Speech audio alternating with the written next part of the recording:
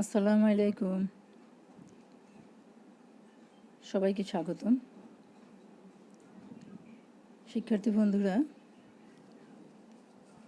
আশা করি সবাই ভালো আছো, সুস্থ আছো। আমরা গত ক্লাসে রবীন্দ্রনাথ ঠাকুরের আত্মসমালোচনামূলক একটা কবিতা নিয়ে আলোচনা করেছিলাম। সেটা ছিল ঐকতান। কবিতাটি কবির জীবনের শেষ প্রান্তের কবিতা। ওই পর্যায়ে দাঁড়িয়ে কবি অনুশোচনায় দগ্ধ হয়েছেন। তার সীমাবদ্ধতার কথা, তার উপলব্ধির কথা তিনি এই কবিতায় উল্লেখ করেছিলেন।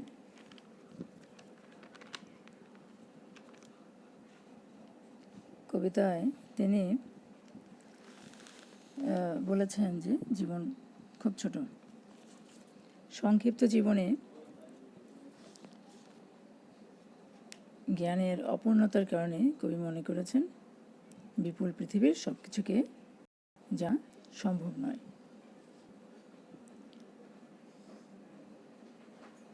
তিনি কবিতা দেখিয়েছেন পৃথিবীর বিশালত্ব,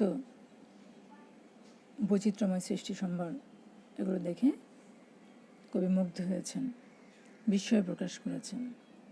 বিশাল এই পৃথিবীতে রয়েছে কত দেশ, কত নগর, রাজধানী, মানুষের কীর্তি সম্ভার, বিচিত্র মরুভূমি, অজানা জীব, কত অপরিচিত তরঙ্গ। কবি বলছেন সৃষ্টি জগতের সব কিছুই নিত্য বয়ে যাচ্ছে এবং তিনি মনে করছেন ছোট্ট এই জীবনে, সংকীর্ণ জীবনের সব কিছু জানা একজন ব্যক্তির পক্ষে অত্যন্ত কঠিন কাজ।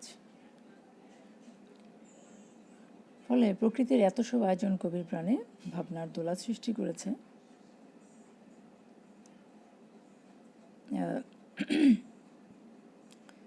তিনি বলতে যাচ্ছেন বিশ্ব ব্রহ্মাণ্ডের খুব সামান্য কিছুই আমরা জানতে পারি।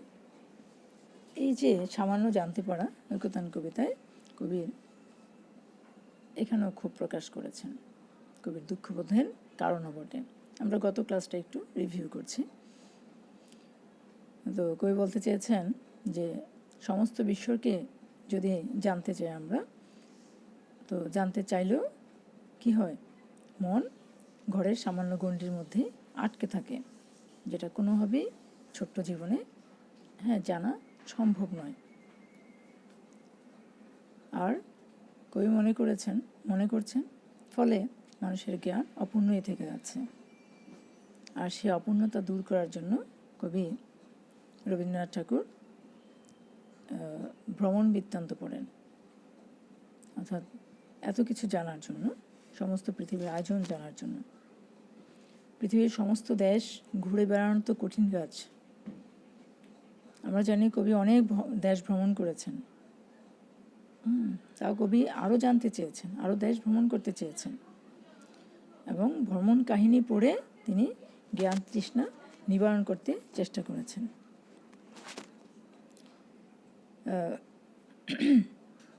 কবি এই বৈচিত্র্যময় পৃথিবীর বৈচিত্র্যের পাশাপাশি সময়ের প্রভাবে তিনি মনে করছেন যে অজস্র কীর্তি তৈরি হচ্ছে, অর্থাৎ সময় পরিবর্তনশীল, পরিবর্তনের সাথে সাথে সবই পরিবর্তন হচ্ছে, পৃথিবীর আয়োজনও পরিবর্তন হচ্ছে। তো কবি মনে করছেন সব জানা এই অল্প জীবনে, অল্প সময়ে খুব কঠিন কাজ। অর্থাৎ আয়োজনের তুলনায় মানুষের জানার যে গণ্ডিটা রয়েছে, সেই গণ্ডির সীমাবদ্ধতার কথা কবি উল্লেখ করেছেন। আর সে কথা ভেবে কবি জ্ঞানের দীনতা অনুভব করেছেন। আর এই জ্ঞানের দীনতা ঘুচানোর জন্য কবি ভ্রমণ বৃত্তান্ত পড়েছেন। পৃথিবী মানুষের জন্য তিনি এক জায়গায় বলেছেন, আমি পৃথিবীর কবি। পৃথিবী মানুষের জন্য তিনি সাহিত্য রচনা করেছেন। তিনি পৃথিবীর মানুষ এবং পৃথিবী থেকেই, প্রকৃতি থেকে, পৃথিবী থেকেই তার সাহিত্যের সুর, লয়, ধ্বনি ব্যবহার করেছেন। অর্থাৎ পৃথিবীর বিভিন্ন প্রান্তে বিভিন্ন ধরনের কি হয়, সুর, ধ্বনি জেগে ওঠে। এগুলোই তার সাহিত্যের উপকরণ হিসেবে ব্যবহার করেছেন।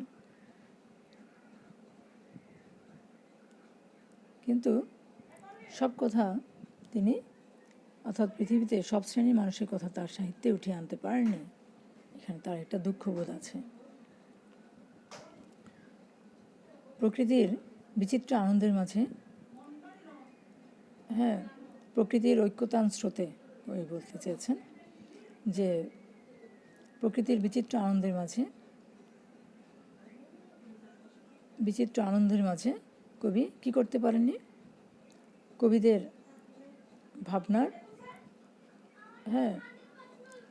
ভাবনার ঐক্যকে নিয়ে আসতে চেয়েছেন। অর্থাৎ প্রকৃতির নানা উপাদান নিয়ে পৃথিবীর নানা প্রান্তে কি করেছেন, কবিরা সাহিত্য রচনা করেছেন। কবি দেখেছেন সবার সাথে সবার সাথে তার এক ধরনের মিল রয়েছে এবং কবি হিসেবে অন্যান্য কবির সাথে তার যোগসূত্র রয়েছে। এখানে কবি প্রীত, মুগ্ধ, কবি হিসেবে তিনি সফল। তো সেক্ষেত্রে ঐকতান স্রোতে কবি ব্রাত্যচন্দ্রের কবিদেরও উপস্থিতি কামনা করেছেন। কবি পৃথিবীর বিচিত্র কর্মসম্ভার দেখে চমৎকৃত হয়েছেন। অর্থাৎ নানা মানুষের নানা কর্ম দেখে বিস্মিত হয়েছেন, চমৎকৃত হয়েছেন। অর্থাৎ সাধারণ মানুষের কথা বলা হচ্ছে, বিশাল জনগোষ্ঠী। কবি তাদের যতটুকু দেখেছেন তিনি ততটুকুই প্রকাশ করেছেন। তিনি দেখেছেন যে তাদের সামনেই কবির মতো ধনিক শ্রেণীরা বেশ ভালো থাকে, সুখে স্বাচ্ছন্দ্যে থাকে। কবির সামনে নানা শ্রেণীর মানুষ নানা কাজে ব্যস্ত থাকে। কবি প্রত্যেকেরই কর্মের কথা বলেছেন যে ছোট হোক বড় হোক সবার কাজই সমাজে সমান গুরুত্ব বহন করছে। এজন্য কবি মনে করছেন সবারই সমাজে মর্যাদা থাকা উচিত। এখানে কবি নিজের একটা অপারগতা প্রকাশ করেছেন, যে বলেছেন সম্মানের চিরনির্বাসনে, যে সমাজের উচ্চ মঞ্চে বসেছি সংকীর্ণ বাতায়নে, যে এই যে একটা বিশেষ শ্রেণীর সাথে কবির বিচ্ছিন্নতা, জনবিচ্ছিন্নতা বোধ, এখানে কবি একটু আত্মদহন হয়েছে।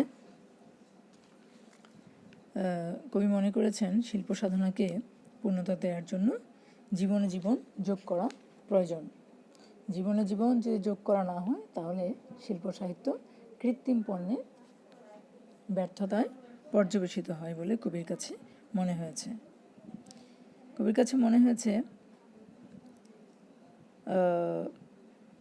প্রান্তিক শ্রেণীর মানুষরা যদি শিল্প সাহিত্যে যোগ্য স্থান না পায় তাহলে সেটা উপযুক্ত সাহিত্য হতেই পারে না। তাই বলেছেন জীবনের সঙ্গে সম্পর্কহীন সাহিত্য, যে সাহিত্য সৃষ্টি হয় তাকে কৃত্রিম সাহিত্য বলে অভিহিত করেছেন। যে সাহিত্য, যে গান জীবনের সঙ্গে সব শ্রেণীর মানুষের সঙ্গে সংযোগ সাধন করতে পারে না, তিনি মনে করেন সেটা আসলে প্রকৃত সাহিত্যই নয়। এমন অবস্থায় ও জাতীয় সাহিত্যকে তিনি বলেছেন কৃত্রিম পণ্যে ভরা। আর কৃত্রিম পণ্যে ভরা গানের পসরা তার কাছে মনে হয়েছে ব্যর্থ হওয়াই স্বাভাবিক। কবি বলেছেন, তাই আমি মেনে নেই সেই নিন্দার কথা, আমার সুরের অপূর্ণতা আমার কবিতা। জানি আমি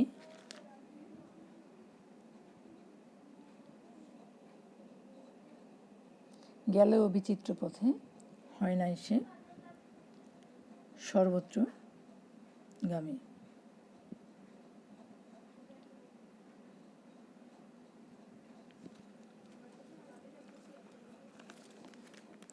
নিজের সুরের অপূর্ণতার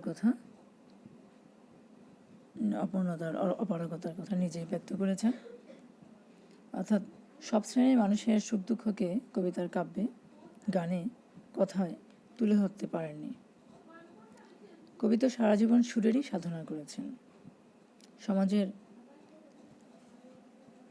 বিভিন্ন স্তরের মানুষকে তিনি তার রচনায় তুলে ধরেছেন।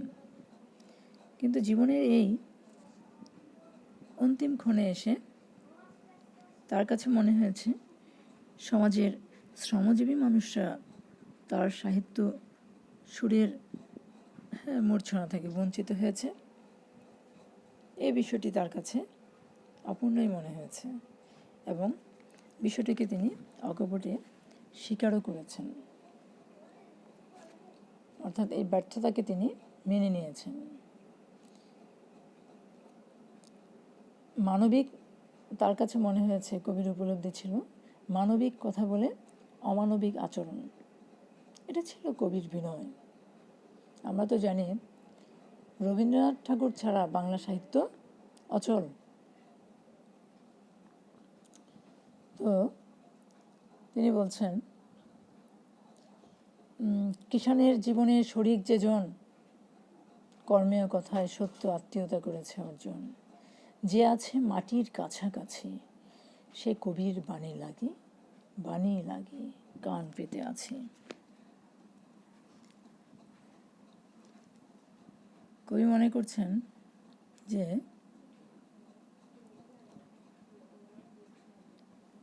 আসলে কৃষকই তো প্রকৃত মাটির সন্তান। তারা সহজ সরল জীবনযাপন করে, তাদের জীবন কৃত্রিমতা বর্জিত। কবি মনে করছেন তাদের জীবনের সাথে যদি শরিক হওয়া যায়,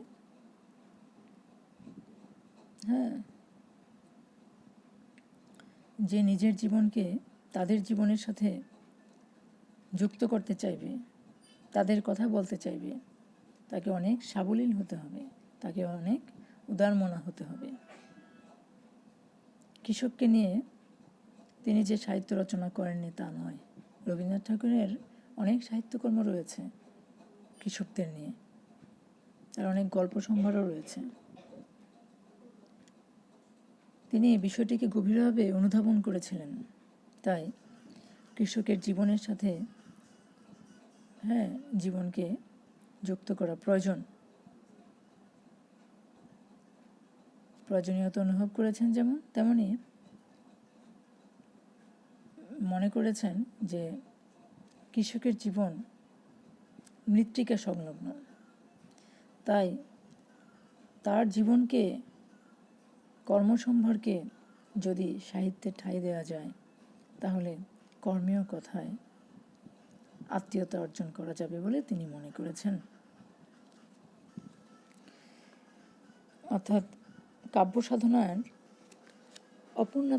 অপূর্ণতাকে পূরণের জন্যই কবি আসলে কি করেছেন, কবি যা পারেননি তা পূরণ করতে চেয়েছেন। কবি মৃত্তিকা সংলগ্ন একজন কবি সাহিত্যিকের প্রত্যাশা করেছেন।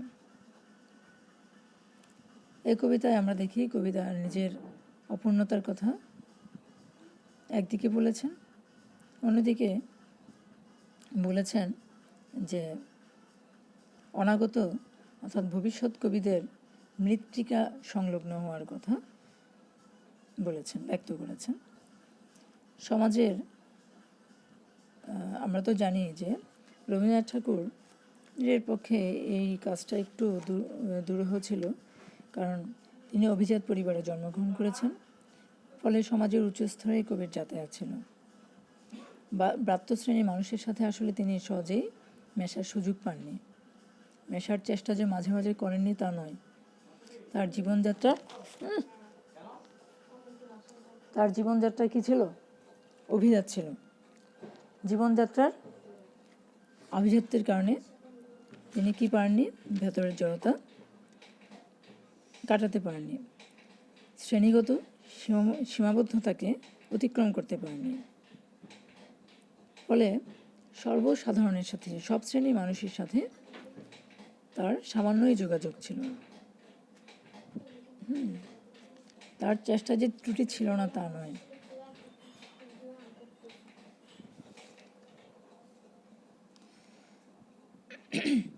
ফলে রবীন্দ্রনাথ ঠাকুর মৃত্তিকা সংলগ্ন এমন একজন কবির আবির্ভাব প্রত্যাশা করেছেন, যিনি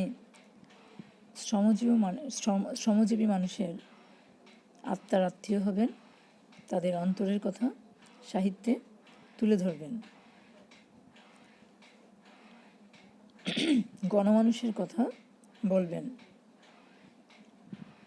এমন কবির আগমন কবি প্রত্যাশা করেন, এবং কবি রবীন্দ্রনাথ ঠাকুর মাটির কাছাকাছি কবিতায় বলেছেন কান পেতে রয়েছে। কারণ কৃষক, শ্রমিক, তাঁতি, জেলে, কামার, কুমোর প্রভৃতি বিচিত্র পেশার মানুষই তো সমাজটাকে আগলে রেখেছে। কিন্তু কবি তার রচনায় সব মানুষের নিমন্ত্রণ রক্ষা করতে পারেননি, এজন্য আক্ষেপ প্রকাশ করেছেন। সমাজের এই শ্রেণীর মানুষগুলো তার ভালোবাসা থেকে, তার হৃদয়ের কথকতা থেকে, তার হৃদয়ের ছোঁয়া থেকে বঞ্চিত হয়েছে। তাই তিনি মনে করেন যে সব মানুষের মনের ভাষা বুঝতে পারবেন, তাদেরকে, সাধারণ শ্রেণীর মানুষকে তাদের লেখায় স্থান দিবেন, এমন একজন অনাগত, এমন কবির প্রত্যাশা করছেন। ভবিষ্যৎ মানে এমন কবির প্রত্যাশায় তিনি ভবিষ্যতের দিকে তাকিয়ে আছেন।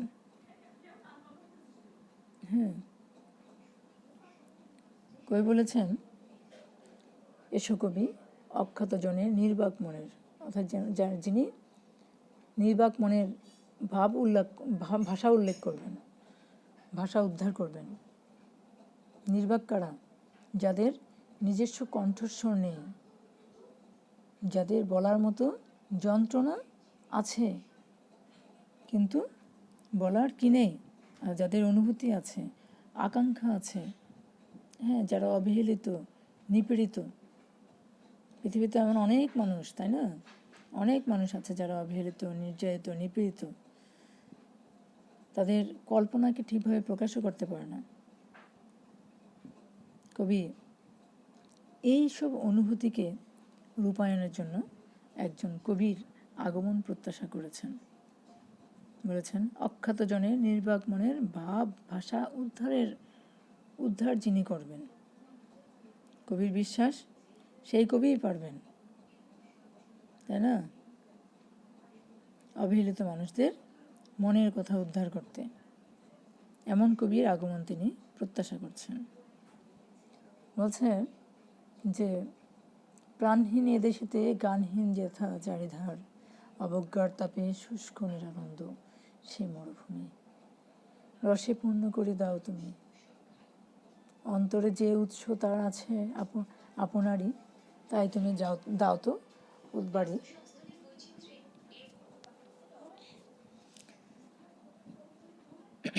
অর্থাৎ ভবিষ্যতের কবির প্রতি কবি শ্রমজীবী মানুষের দুঃখ যাতনার কথা তুলে ধরার আহ্বান জানিয়েছেন। আমরা দেখি আমাদের সাহিত্যের অঙ্গনে দীর্ঘদিন ধরে এদেশের ব্রাত্যজনরা, শ্রমজীবী শ্রেণী স্থান পায়নি। তাদের স্থান না দেওয়ায় সাহিত্যের ভুবন যেন আনন্দহীন হয়ে গেছে, ঊষর মরুভূমিতে পরিণত হয়েছে। সাহিত্য জগতের এই মরুভূমিকে কবি মনে করছেন রসে পূর্ণ করতে পারে একমাত্র অখ্যাত জন্মের কবি, তাই না, যিনি নিজের লেখনীতে এসব সাধারণ মানুষের জয়গান গাইবেন এবং সাহিত্য জগৎ অর্থাৎ সাহিত্যের জগৎকে রসে পূর্ণ করে দেবেন। তিনি পরিবর্তনের ডাক দিবেন। তিনি সাধারণ মানুষের বেদনাকে ম্লান করে দিয়ে তাদের মনে আনন্দের ধারা, শান্তির ধারা বইয়ে দিবেন। কবি এমন একজন মৃত্তিকা সংলগ্ন মানুষের এমন মৃত্তিকা সংলগ্ন মানুষের কবিকেই আহ্বান করতে গিয়ে মন্তব্য করেছেন, অবজ্ঞার তাপে শুষ্ক নিরানন্দ সেই মরুভূমি রসে পূর্ণ করে দাও তুমি। অনাগত কবিকে কবি আহ্বান করেছেন। সাহিত্যের ঐকতান সঙ্গীত সভায় একতারা যাহাদের, তারাও সম্মান যেন পায়। মুখ যারা দুঃখে সুখে, নতশির স্তব্ধ যারা বিশ্বের সম্মুখে, অগগুণী কাছে থেকে দূরে যারা, তাহাদের বাণী যেন শুনি। সাহিত্যের ঐকতান সঙ্গীত সভায় বলেছেন, যারা জীবনের সর্বপ্রান্তকে স্পর্শ করেছে, কবি মনে করছেন, অথচ তারা সাহিত্যের জগতে উপেক্ষিত, তারাও যেন সাহিত্যে সম্মান লাভ করে, সেই কথাই বলেছেন। কারণ সাহিত্যে মানুষের সামগ্রিক জীবনের প্রতিফলন ঘটার সুযোগ রয়েছে। কবি মনে করছেন তাই ঘটুক, তাই না। তিনি সমাজের উচ্চ শ্রেণীতে যাতায়াত করেছেন, তাই সেই শ্রেণীর মানুষের জীবনকেই তার লেখায় বেশি পরিমাণে উপজীব্য করেছেন। তিনি সচেতন কবি, তাই নিজের এই অপূর্ণতার কথা স্বীকার করেছেন। মহৎ লোকেরা নিজের ভালো মন্দ বুঝতে পারে। তিনি তার এই অপূর্ণতাকে পূর্ণ করতে চেয়েছেন নতুন প্রজন্মের কবিদের কবিতার মাধ্যমে, তাই না। তিনি মনে করছেন নতুন কবিরা যেন উপেক্ষিত মানুষের জীবনকে তাদের সাহিত্যের উপজীব্য করে নেয়।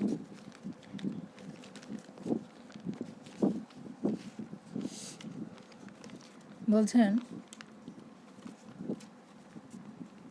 নতশির স্তব্ধ যারা, কারণ পৃথিবীর সব মানুষ তো একই রকম অবস্থান নিয়ে জন্মগ্রহণ করে না, তাই না।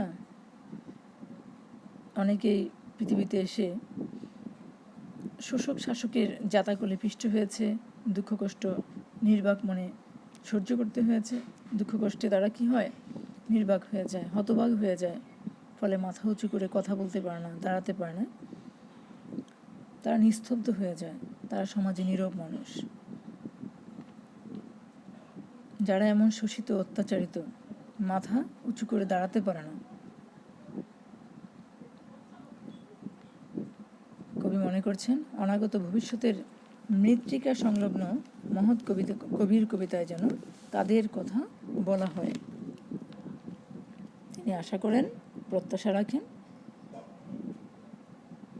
সেই কবি যেন অখ্যাত মানুষের কথা বলেন। মানুষের মাঝে নিজেকে তিনি মনে করছেন ঠিকভাবে প্রতিষ্ঠিত করতে পারেননি।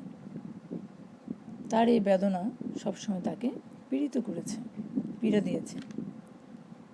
তিনি মনে করছেন তার সীমাবদ্ধতা, এই সীমাবদ্ধতা তিনি কবিতায় ব্যক্ত করেছেন। সমাজে খেটে খাওয়া মানুষের কথা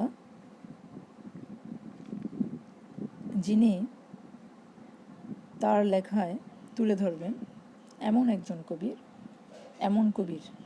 এমন ভবিষ্যৎ কবির স্বপ্ন দেখেন তিনি। এবং শেষ পর্যন্ত এই স্বপ্নই, এই প্রত্যাশাই বেঁচে রয় কবিতায়, যে কবি শেষ পর্যন্ত এই স্বপ্নই দেখে যান। আসলে ঐকতান কবিতায় কবি নিজের এবং সমকালীন বাংলা কবিতার বিষয়গত সীমাবদ্ধতার দিকটি উন্মোচন করেছেন। কবিতায় তাহলে কবিতার থেকে আমরা জানতে পারলাম মানুষের জন্য শিল্প, আর তাই শিল্প সাহিত্যে সব শ্রেণীর মানুষের কথা থাকা উচিত। একটা বিশেষ গোষ্ঠীকে নিয়ে সাহিত্য রচনা করলে তা যে সমগ্রতাকে স্পর্শ করে না, সেই বিষয়টি আমরা এই কবিতার মধ্য দিয়ে জানতে পারি। হ্যাঁ, যে সব শ্রেণীর মানুষ যখন সাহিত্যে স্থান পাবে, তাহলে সে সাহিত্য জীবন ঘনিষ্ঠ সাহিত্য হবে, এবং সেক্ষেত্রে সাহিত্য, এ ধরনের সাহিত্য শিল্প সাধনায় পূর্ণতা পাবে বলে কবি মনে করেছেন, আমরাও মনে করছি। গতদিন তোমাদের একটা বাড়ির কাজ দিয়েছিলাম, আশা করি বাড়ির কাজটি সেরেছ। আজকে আরেকটা দিলাম, কবি সর্বত্র প্রবেশের দ্বার পান না কেন। বাড়ির কাজগুলো করে নেবে, করলে নিজেদের লাভ হবে, কারণ সময় গড়িয়ে যাচ্ছে, সময় কারোর জন্য অপেক্ষা করে না। আমরা বাড়ির কাজগুলো করব, নিজেদের ভালো রাখার চেষ্টা করব। আগামী ক্লাসে আমরা লোকলোকান্তর কবিতাটি নিয়ে আলোচনা করব, কবিতাটি পড়বে। আজকের জন্য ধন্যবাদ।